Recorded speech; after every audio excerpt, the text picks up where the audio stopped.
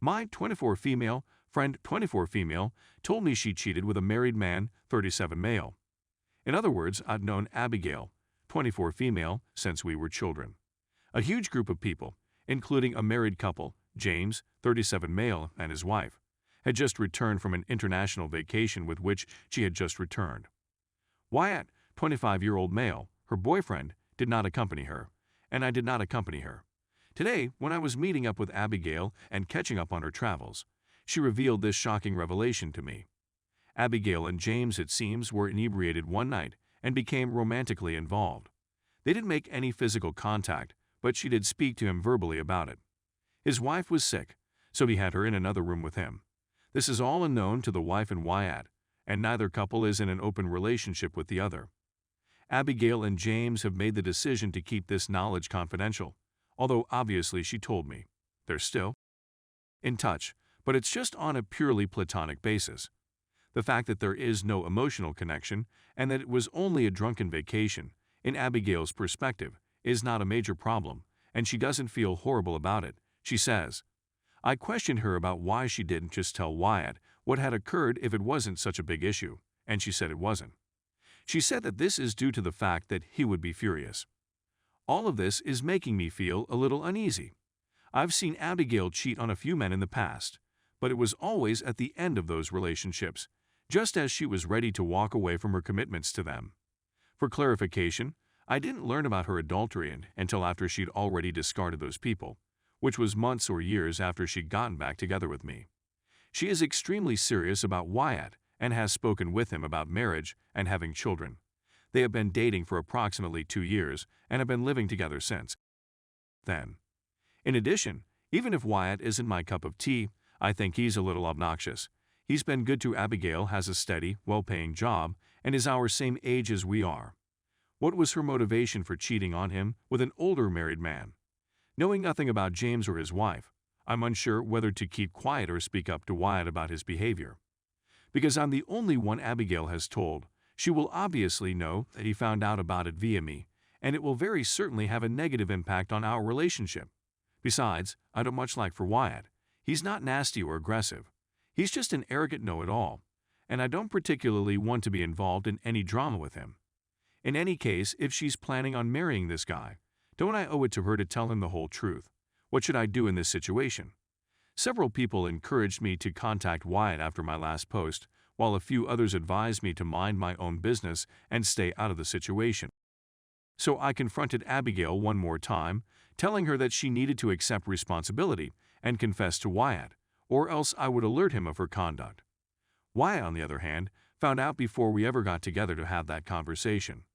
At least one other woman grew enraged when James began cheating on his wife with her, and she emailed the wife photographic proof of his affair. James' wife became frightened and forced him to allow her to go through his phone. As a result, when the wife found out about Abigail, all hell broke out. Wyatt received a call from the wife. Apparently, Wyatt and James are family friends, something I was unaware of at the time. He got in his car and went over to James' house to confront him in person.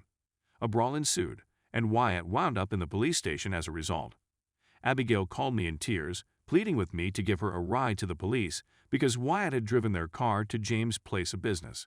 I had no clue what was going on at this point, so I consented and we went down to the location, where I discovered the full tale. I was so fed up with their foolishness that I just dropped Abigail down and left without saying a single word. Wyatt now has a court date scheduled for a few weeks from now. James and his wife are most likely going to obtain a divorce. I'm not sure whether Abigail and Wyatt will continue together, but I'm trying not to become too engaged in their relationship right now. I feel terrible for her, and we've been friends for over 15 years, but I also think she is to blame for what has happened. Story 2. Cheated on and undisgusted. I'm so exhausted as a result of this toxic connection with what I discovered to be a true narcissist. It's been over a month since I discovered my boyfriend, now ex, was cheating on me. We were almost living together. Where he remained, I had most of everything. It's like my second home.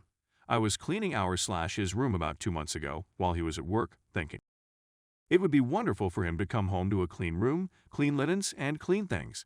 When I went to get the trash can, there was a large box inside from a Valentine's Day present I'd given him, so I took it out to break it down for less bulk. When I opened the package, there was a pack of 3 condoms inside.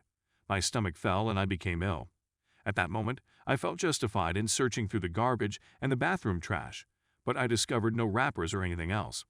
I went to check our drawer where we store the lubricant and condoms, all the same kind, even the box in the garbage, and discovered that the original ones we'd purchased were still there, but they were mixed up with various dates. Yes, I checked. As I continued to look around the room, I saw that one of our photo frames had been twisted, which made me feel even worse. Right after that, I texted him and told him I wasn't looking through his trash, but that I found that pack, and he sounded alarmed that I was asking him, and he said I was being too abrasive, that he wouldn't do something like that, and that if I truly believed he hated me that much, he would do something about it. I trusted him and gave him the benefit of the doubt. I thought the greatest, we didn't use condoms all the time, but we did once in a while. Granted, I wasn't comfortable at that time, and there was always the "what if I'm right" voice in my brain.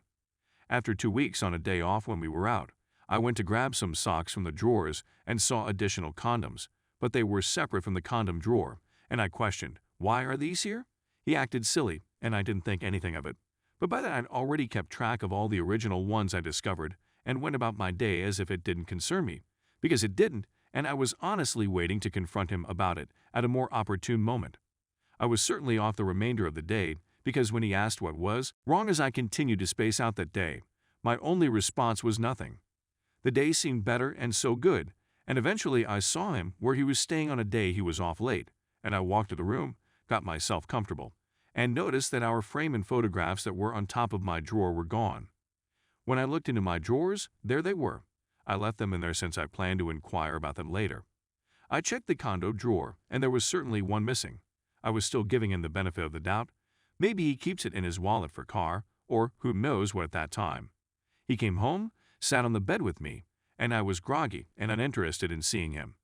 He asked what I was looking at, and I told him that I was looking at the fact that our picture frame was gone, and he promptly got up and proceeded to take it out of the drawer with the pretext that he was cleaning that day, which I knew was nonsense. The next day, he completed the majority of his purchases, which was also a red signal at this point, and he even handed me his wallet, which didn't have a condom in it. Later that night, after unwinding from dinner, we got into another disagreement, which had been happening virtually every week for the last 2 months. The debates were on trivial matters, if not outright stupidities. Then we fell asleep, and that missing condom never left my mind. I recall him telling me the first time I contacted him about it, if I were doing anything like this, I'd put it in the garbage outside.